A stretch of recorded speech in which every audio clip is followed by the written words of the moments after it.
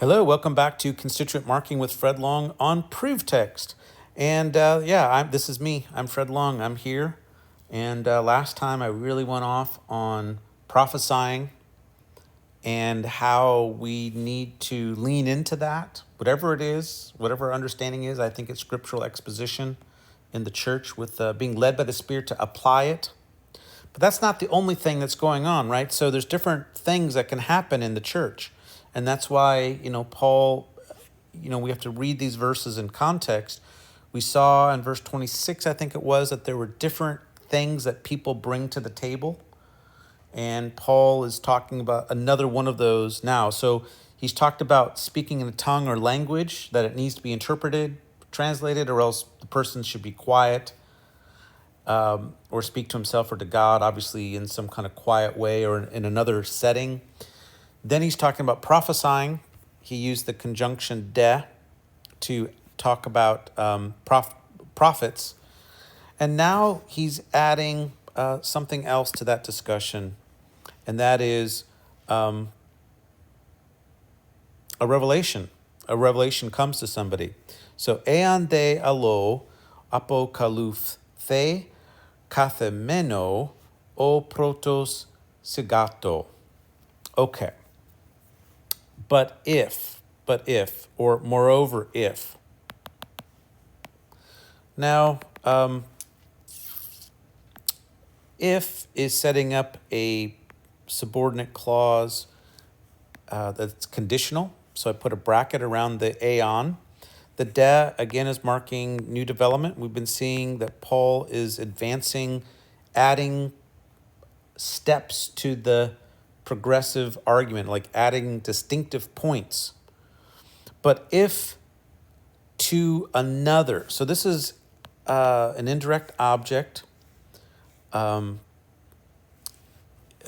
another sitting,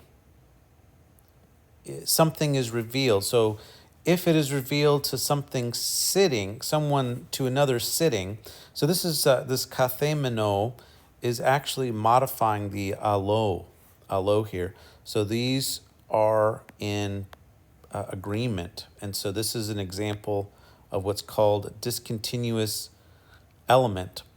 And this verb is kind of interesting. This apokaluphthe is from akalupto. So it's an aorist passive. It says aorist passive indicative third singular. And what's interesting is that there's no subject, so it's an it. So if it has been revealed to another sitting, another person sitting, well, the it, what is the it? Presumably that's, I suppose, a prophecy or some word or message. Yeah. So if to another person sitting, something it has been is revealed. So that's all the if part of it. That's the supposition. The conclusion, and really the main sentence, is found in what follows. The first one, let him or her be quiet. The first one, let him or her be quiet. So we've seen this form before, zagato. It's a present, active, imperative, third singular. Let him be quiet. This is an alpha contract verb, zagao. Let him be quiet or silent. And then o protos is the first one. So this is adding something to the scene. If we go back to the previous verse, we see that he switched to talk about prophets, verse 29. And so now he's adding to the scene that one of them received some kind of revelation to another sitting down. So what this implies is that the person speaking is standing up. So there's it's interesting to think about the spatiality of what is implied here by the sitting and standing. So apparently the prophet stands up and it's one at a time, and two or three. Let two or three of them do it. And so we're getting some order here in the service, orderliness. And this is important because remember that if everyone's speaking in tongues or languages and someone from the outside comes in, they're going to say that you're in a religious frenzy. Okay, this is going to look like it's a pagan event, a pagan, cultic event.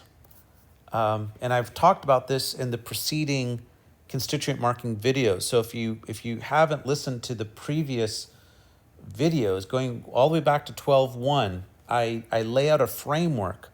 Well, actually, I discussed the framework that Paul lays out, that you were led astray. He says you were led astray to mute or voiceless idols. Like, this is the past that the Corinthians bring to the setting. And I think this is part of the confusion.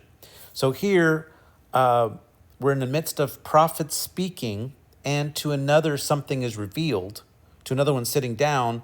The first one should be quiet. Yeah, so this is a, verse 30 here is a conditional sentence with aeon with the subjunctive. Yeah, actually, I misparsed that. Yeah, this is not indicative. This is indeed subjunctive, present active subjunctive. Subjunctive form, aorist passive subjunctive. I'm glad I caught that. So yeah, if something is revealed to another one sitting down, the first one let them be quiet. So aeon with the subjunctive followed by a present time frame. And I think this command is a present time frame. So this is a present general truth condition. And this is what Paul, he's laying down some rules here about conduct. And this is like a present truth, like this is generally applicable as a truth. All right, well, we're going to continue next time, obviously. So hope to have you join us as we continue on in 1 Corinthians 14. Thanks.